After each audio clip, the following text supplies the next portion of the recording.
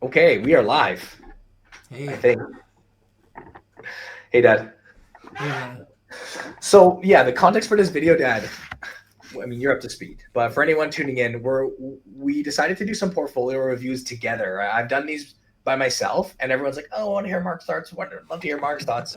Um, it was actually quite challenging to get these all prepared up. So bear with us, you guys, as we're going through them. But we've selected 4 portfolios that were submitted on Blossom. There was like honestly so many to choose from, so we couldn't pick them all. But we've tried to identify unique talking points about each portfolio that hopefully is like insightful and can apply to like other people too, right? That's the high level of it.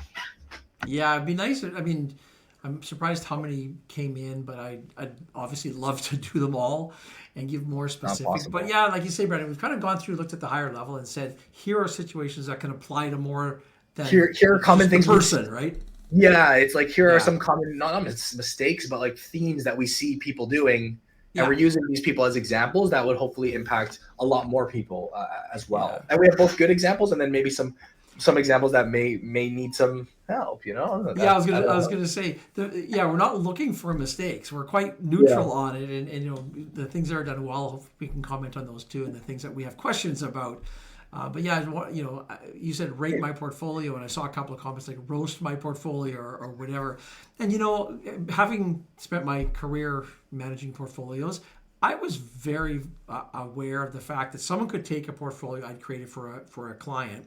They could have gone to another advisor somewhere, and there's some way they could find to yeah, criticize you it, can right? It's nitpick exactly. There is no like one size fits all, and like you said, yeah, whether yeah, it's professional to professional or DIY to DIY investor, like yeah, everyone's going to be have their slight differences and preferences, and I think that's really the fun part about investing and being a DIY investor is like you're in charge of crafting your own portfolio for your own situation for your own family. It is very yeah. personal, but there are general principles that I think are fair to follow, and I think we say this every time we do a review video, but obviously you guys like take this with a grain of salt. This is not direct advice to anybody that we're saying do Yeah. this. It's just second set of eyes from what we've seen, maybe a couple things to think about, to consider. And I will just say on that Very, point, yeah, it's very important. This is commentary, right? But commentary. don't just go in and go, oh, they said this, so I'm going to do it. Like, it's I a seed for thought, right? That's right. And I was gonna Yeah. say it actually on that topic of like roast my portfolio. I think it is actually more valuable to roast the portfolios. If we just go through and say good, good, good, good, good, like Yeah, that's people true. people can learn more from when there is like findings. That Yeah. said, let's dive in, you guys. Give this video a Sure. thumbs up. I want to start with what I believe to be a good example. And here we've identified John Winterbottom. John Winterbottom, he says, please give me a rating and advice, Brandon and Mark. Keeping the portfolio simple. As a father of 2 daughters, working full time, hoping to build a strong retirement, make sure the kids are secure. Very nice. He has a 30-year investment horizon. Any advice would be great. And John is an investor out of Calgary. It looks as though a beginner. His portfolio data, as we've looked at already, is quite simple. It's a 5 fund portfolio Mm-hmm. with the S&P 500, which is the VOO ticker, 30% of the account. He has 2 Schwab funds. So Schwab, just obviously our audience tends to be quite Canadian. These are American products. And these actually both focusing on American companies. You see the US Dividend Fund and then a large cap growth fund. So SCHG. And then we got 2 individual stocks in Palantir and ExxonMobil. Yeah, when I first look at this, the first thing I think of, I would call it the simplicity of the portfolio, which for a lot of DIYers is exactly the way you want to go. You don't want to overcomplicate things. I look at the diversification here. I mean, there's no direct, Canadian content, which is perfectly fine. I do have in my portfolio, I hold some Canadian companies, but we're not the growth engine of the world, right? So having All a right, we U.S. talk about that focused. lots. Yeah. So I see diversification. I do like, there's a couple of individual securities. Brandon, you'll know this. I'm a big fan, especially for DIYers, and especially if you're learning, have the core of your portfolio in those ETFs. But you know what? I would call it, dabble, experiment with individual securities because they act differently, and it's a good chance to learn. I would say, 18, almost 19% in Palantir might be a little heavy. I'm not It's a big sure. bet. Yeah. It's a pretty big bet for those securities. But John may have gone through this and has his thesis out there, so he's got conviction and taken some bets on that. But I generally think. speaking, yeah, go ahead. Sorry, I didn't mean to cut you off. Finish Yeah. your thought. No, Generally I was gonna say, speaking. sort of generically speaking, that might be that is a pretty heavy bet for one company. That's it. And I think that we're not in like the position here where we're aiming to tell you like, oh, this stock is good or this stock is bad. Again, everyone's going to be different there. It's more like structurally of the Yeah, portfolio. yeah, What we conceptually, would do, right? and I think it's a very good point. Like, 18%, it's interesting because Dad, you come from obviously you're a little bit older than myself. Hmm. Actually about double as old now. Almost double now that you turned 30. Yeah.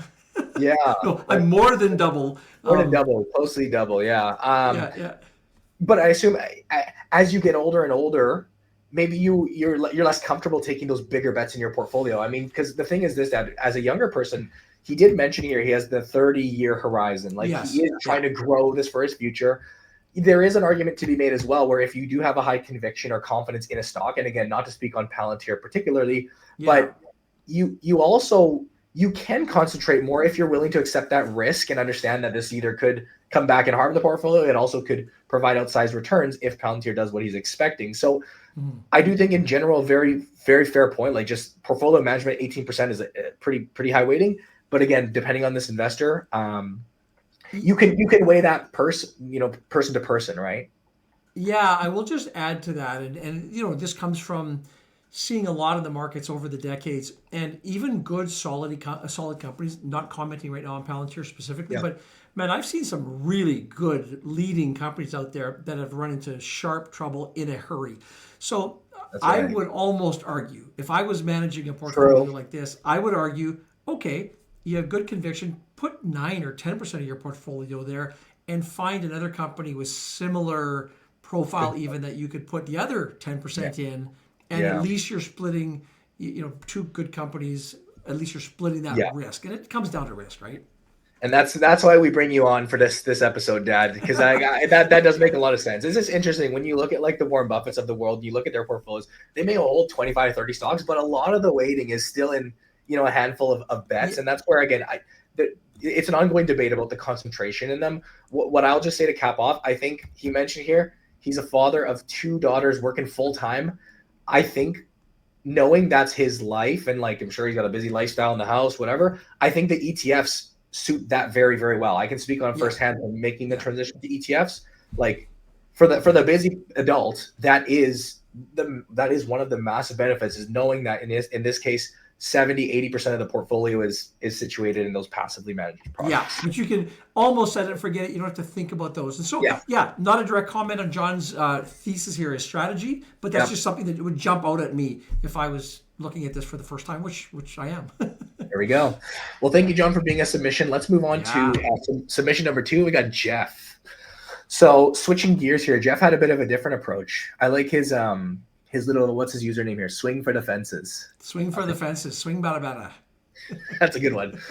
He says, great. Hey guys, great work on all the content and providing. Very helpful. I appreciate the quick note there, Jeff. Would love a review. He's a 39-year-old investor, insurance claim manager, and his main focus is income investing with a side of capital appreciation, prepping for retirement. He says, my fun thought is if I act like I'm in retirement now, one day I will be, right? There you go. My other two I like that portfolios are growth mindset. plays, but very open to the idea of recommendations. Let's take a look. He's got a few income stocks. So this is an interesting one and I know maybe applicable to more of the older audience, maybe not necessarily older, but just someone who does put a priority on income, because Jeff's portfolio here, as you guys can see, consists of all types of income funds, enhanced funds from some of the providers that you may have heard of on our channel, may have heard of throughout the industry, like Mm-hmm. Evolve, Harvest. What do we got? We got Hamilton here. We got the Yield Max. Globex. Yeah. So in some cases, I would consider the crazy high yields, and then some of a lot more of just the more sustainable yields. Like HHIS is one of the new ones that came out recently. I know it's very Yeah. popular right now. And he does also have a second page here, Dad, Yeah. with some small cryptos. It looks like at the bottom, like essentially Right. not Just even worth slivers slivers. of Yeah. the So maybe put in portfolio. $100 or whatever it is relative, Yeah. but an entire ETF portfolio, it looks like, going for yield. With So the what is your exception high of level? Yeah. Berkshire. A little bit of And with the Berkshire in exception of there. Berkshire, yeah, exactly. Saw that too, but also a sliver. My first take on this, when you look through those ETFs that he has there, I see diversification. A lot of different sectors he's involved with there. You got NASDAQ, you've got, Canadian exposure, Canadian banks. You've got, some of the individual stocks. He's got some fixed income in the portfolio. So from that perspective, I kind of like it. It's pretty well diversified, which I always think is important. And that's important too for the income. Sorry to cut you off, Dad. Just for everyone's understanding, when you have these funds that have the income play and the covered calls layered on top, there is still exposure to the underlying asset. At the end of the day, that is what you're investing in. So it's not one thing. It's not correct to just look at the yield and say this one's yielding me 10%, 12%, 7%.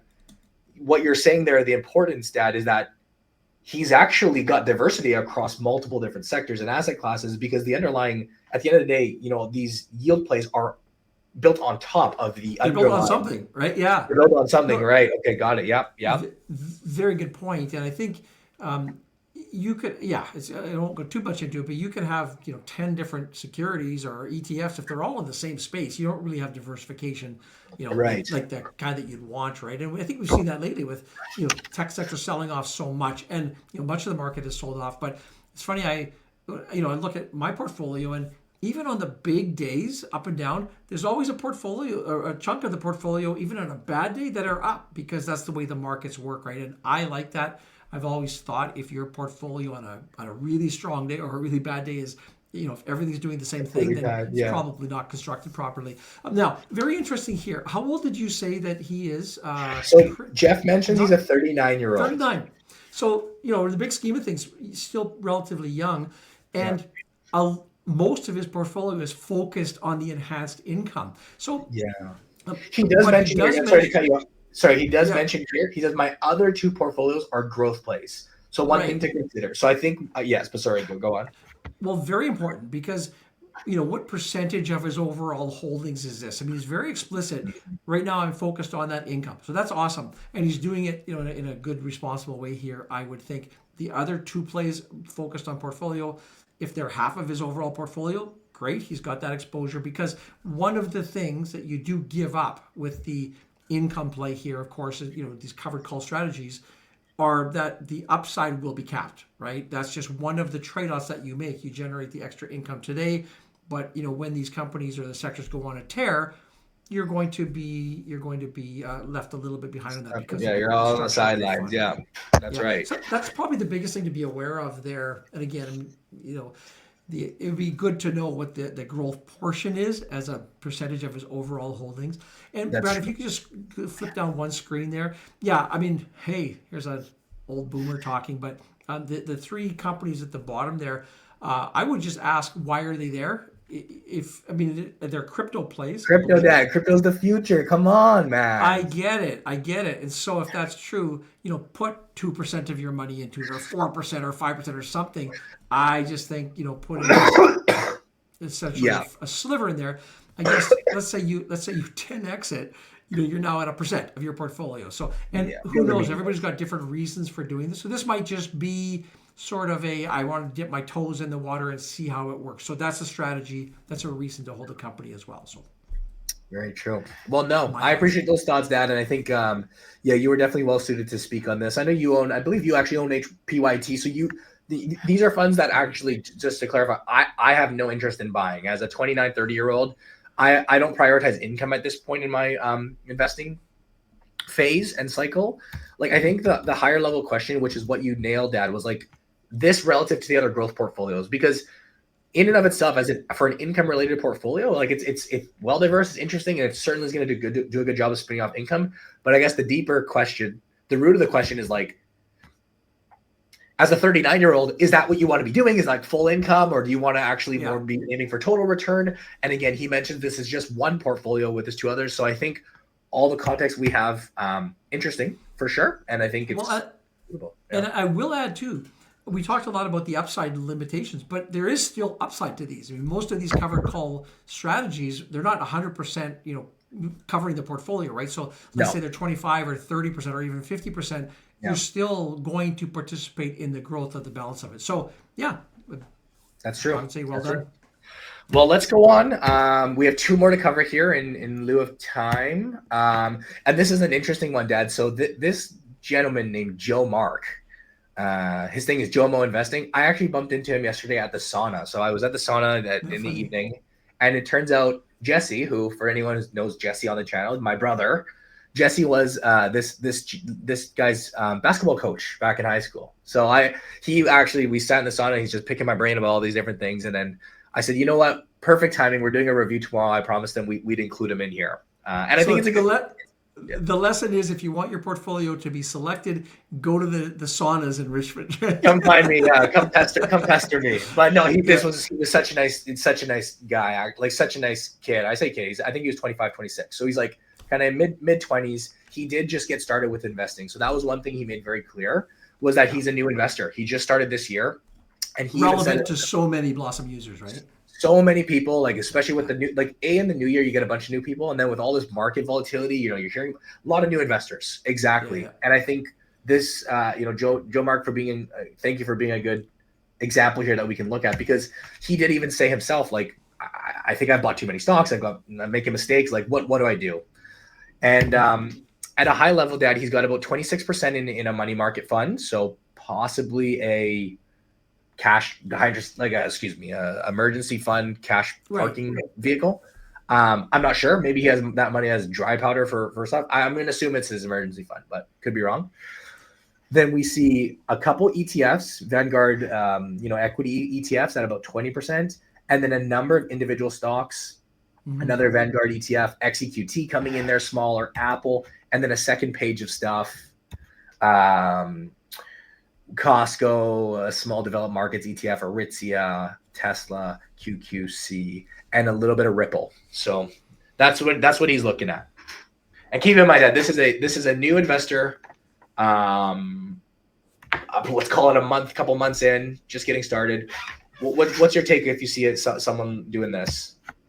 Well, my first thing I notice, and this is neutral, is the high weighting in the money market fund, right? And there could be so many different reasons for that. It could just be, I've got this money I want to invest, and I'm easing it into the market in tranches. I love that strategy, especially things are so volatile out there. So I don't know Joe Mark's background here and what where this money comes from, but not a bad thing. He's got about 26% of his money there that he's maybe working in, or like you say, maybe that's money he's being wise and saying, I'm going to keep some money aside for emergency purposes. That's good.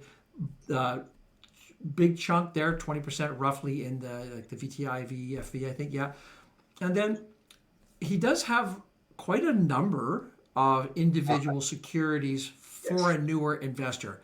Not knowing is how he's selected these, but can I chime in there? Yeah, of course. And it's interesting because I should have put a screenshot of my portfolio, right? Like, because not that it's perfect, but just to use as an example, my portfolio right now is three ETFs, and I bought one individual stock, which was the company Lockheed Martin. And I come to think, like, I don't think there's anything against these stocks that he selected. So Royal Bank, obviously classic. American Express, nice. Costco, Apple. I own many of these myself. Aritzia, Joe Mark. Don't sell them just because I own them too, okay? Yeah, they're old stocks. Those are old guy stocks, you're buying boomer stocks. No, I think that just shows that you're actually more hip with it. Now you gotta. There you go. Not that Aritzia. If you bought Aritzia stock, I'd be like, okay, you're in the know. I haven't yet. Yeah. Anyways, what I was trying to get at with my point was that I love the selection of companies, but when you're starting off with investing, I think it's so much more than just picking the companies you like or that you're familiar with or that you want.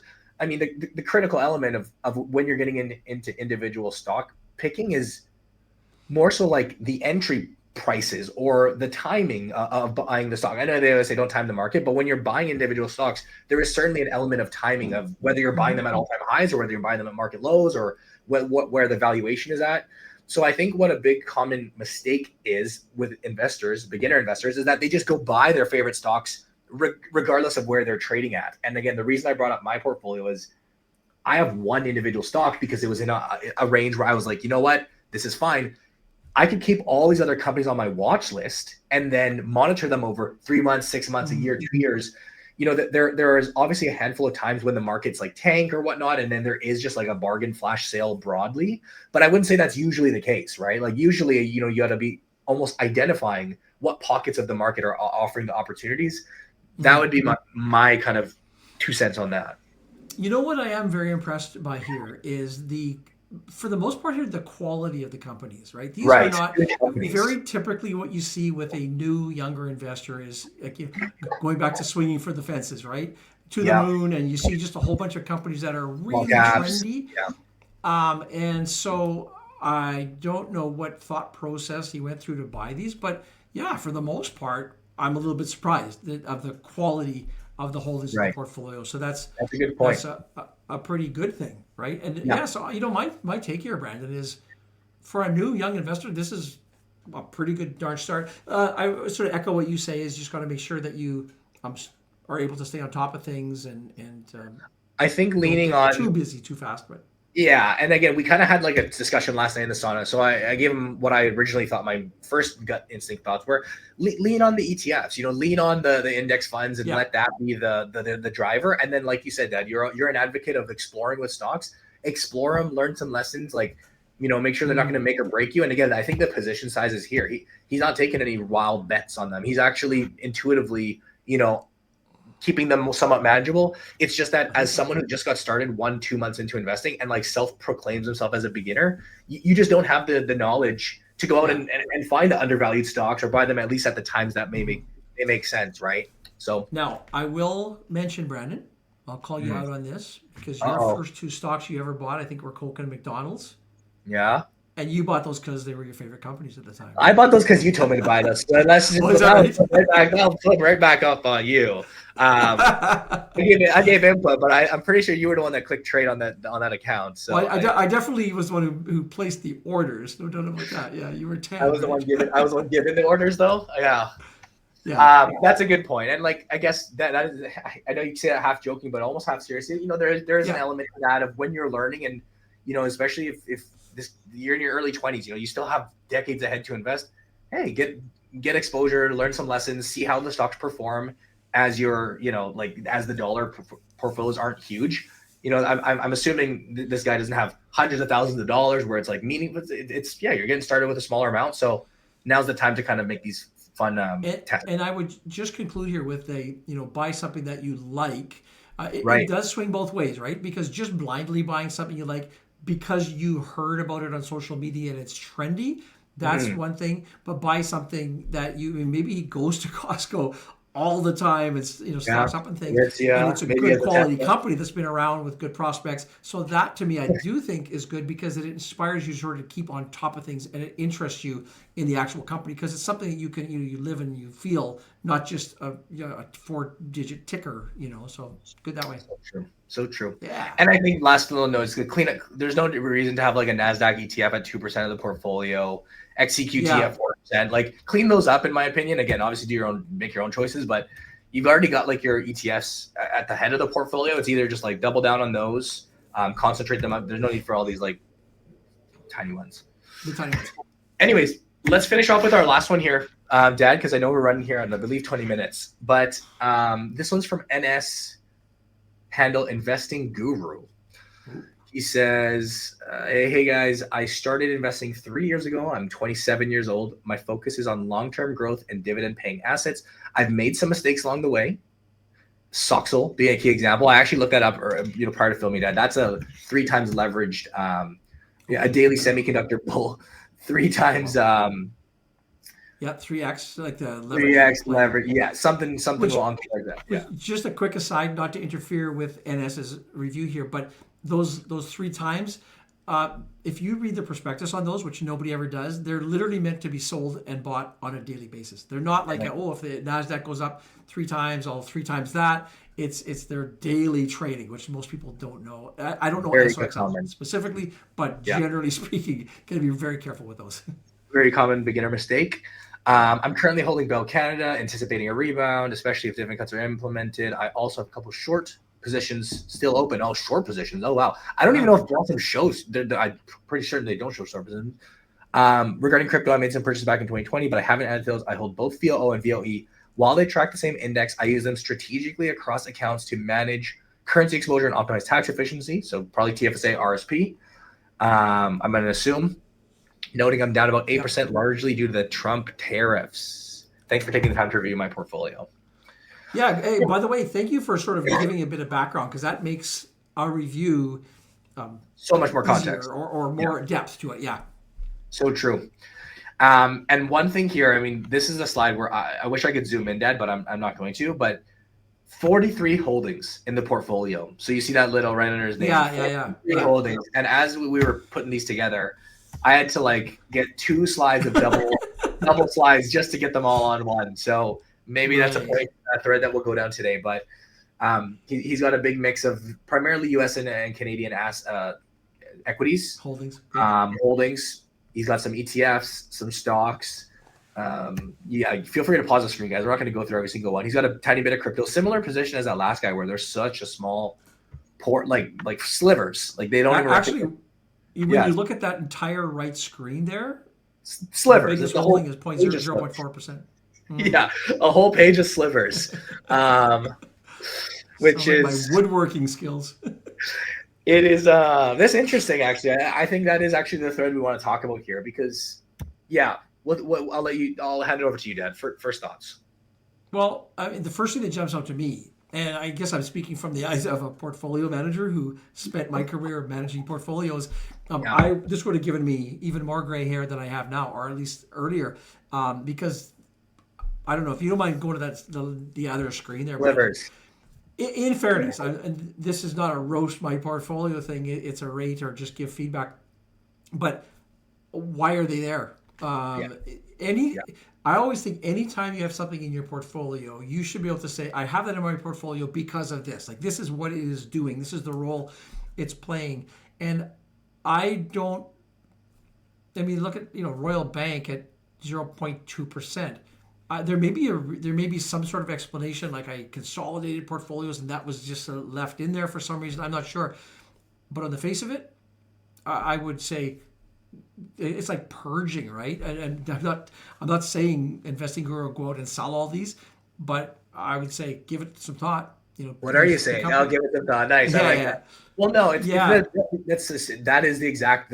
I mean, that's what happens when you have 43 different holdings. And one thing that is possible here is like he could have 2 separate accounts. So like with Bloss, I mean, we are seeing the 10,000 foot view. It's possible he has like 20 stocks in one, 20 stocks in the other. But at the end of the day, like I think that's somewhat irrelevant in the sense that for your assets at a high level from a 10,000 foot view, I mean, you're exposed 0.3% to Royal Bank, right? And I just think about like even this slide right here on the right, when you look at the companies, again, similar to Joe Mark, it's like I like the companies. I'm a massive fan of Meta. I'm a massive fan of TSM. I'm looking just here on the right side, Microsoft. But like even if a stock like that does so well, this is not going to be a huge driver of the portfolio. Like it would suck if Meta 10x's or 50x's and you make like $50 or $100. Right? Exactly. It's like over what is it? Diversification. I think diversification. It brings it back to actually that first guy. I forget we were talking about the concentrated bets, right? Like almost like, well, this guy's super in on Palantir, and then here you have the polar end of the spectrum where it's like you may have good companies. I'm sure some of these may do well, and it's these slivers aren't going to do anything for you, right? Well, on that note, as I look down this list, Brandon, like the companies seem very reasonable and companies that you would see in a portfolio, but just in bigger slices. So I don't know. Let me sort of think about that. We don't know his mindset and his. I think. Did it tell how long he'd been investing? I think he said 3 years. I've been investing for 3 years. Yeah, and so there's this thing. Just get your feet wet and dip your toes in and everything else. But yeah, I mean, I guess I can say this over and over. I think it's just a little bit of a headache. And every one of those things, I don't know. Like if you go through your closet, you got a whole bunch of shirts in there, and you never wear these ones over here. They're never gonna come into play. Every time you choose a shirt, you still see that there, right? As part of it takes up space from your brain. So a thought. Well, maybe look through these and get some convictions and take 5 of them and turn them into one. So at least you have. Well, even then you wouldn't have it. I'll say this, and I Yeah. mean, you're in an interesting position, Dad, because you managed portfolios for literally your 9 to 5. That was your career. Yeah. You came into the office in the morning. Your whole job was to make sure the portfolio or portfolios that you manage, like models, whatever the case was, you were up to speed with the holdings. You were up to speed with new opportunities. And again, I forget the exact number. I'm sure your portfolios range from like 15 to like 20, 25 stocks. I forget the number, but even for someone doing that full time, that's a boatload to manage. Like, and I look at my portfolio, I have one holding, which is Lockheed Martin. And even that consumes mental space for me. Like when I see, oh, did they win this contract? Oh, their earnings are coming out. This is one stock. And I mean, I'm monitoring my one position. Yeah, not to make drastic changes, but it does occupy brain space. I don't see a world where the average person, unless they like are unemployed or like they want to be a professional money manager, can realistically, again, not that you have to be watching every single stock and like looking at it every day, but just in general, like staying up to speed with a 43 holding portfolio is just a bit much. Well, it'd be like yesterday I made some spaghetti sauce, and it would be like you're adding your oregano, your thyme, your sage, and then you take like one flake of something and you put it in. Like it's in there, but it's not going to change the recipe, right? And I think here that's kind of what I would say. Maybe, maybe that's a thing. So anyway, and to your point about when I managed money, yeah, and typically I'd have somewhere between around 25 or 30 portfolios, let's say in a model or a portfolio. And if there's something else I wanted to add to the portfolio, I would usually go, what are we going to swap that out for? What is it? Right. What is it replacing? What is it better than what we have in the portfolio now? Right. As opposed to, hey, Bank of Nova Scotia is a good company with prospects, but let's keep adding. Yeah. I think that's such a beginner. And I've been there too. Like this is a mistake that I think so many individual stock investors like find themselves going down, myself included, is that you just end up buying more and more and more and more. There's an endless like array of exciting ideas. So that's a really good call out you make, where it's like maybe when you look at your portfolio, it's a matter of not always swapping one for one just for the sake of it, but is this a better opportunity than what I currently have, or is my money better suited here or not? Because otherwise you just keep going down this rabbit hole, and then you see how stretched thin you are really at the end of the day. I just thought of this NS. I don't know whether this is a male or a female. I don't know how old this person is. I'm going to assume a male. I don't know why. I did as well, but but I'm just going to say this. Look into your camera right now if you're watching this video and look at my hair. And if you want it to be this color, keep that portfolio with that many companies, because they're lurking in the background, right? That's it. I think that's very fair. I think it's very fair feedback. And I think, hey, for anybody that was included in these reviews, like feel free to comment below. Like let us know if we're missing something, or if there's additional context that helps. I do think. Sorry, I'll just interject, Brandon. Thank you to everybody who submitted, because it's nice to know that there's people out there who cherish our thoughts, and we're happy to do it. And I wish we could do everybody who. My nature is, if someone reaches out for help, you want to help, right? Yeah. But we just can't. So hopefully, if we didn't review your portfolio, you see some things in these portfolios that resonate with you. That's kind of the goal. That's true. Yeah, we can't exactly. And I think all of these people are they're putting themselves out there to get their reviews. And understanding that like it's gonna help themselves, but also they're willing to be the little scapegoats for other people. So we do appreciate it at the same token as well. But I think we're going on 30 minutes here, Dad. I hope this was an enjoyable video for you guys. Like I said, it was challenging to actually get these like.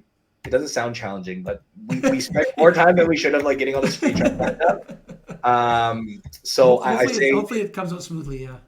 We'll see. Well, we'll see. You guys let us know down in the comment section below what you thought of a video like this. Because again, I've done something solo, but I obviously love having you join here, Dad, and I appreciate you putting the time aside to do this. But I'm curious to hear the feedback from the audience and whether you guys agree or disagree with the thoughts we shared today, or maybe things we do different. You would suggest doing differently.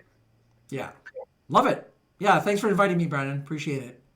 Hey, thank you for being here. Well, let's wrap it up here, guys. As always, thank you for watching. Leave a thumbs up, and see you in the next video. Bye-bye. See ya.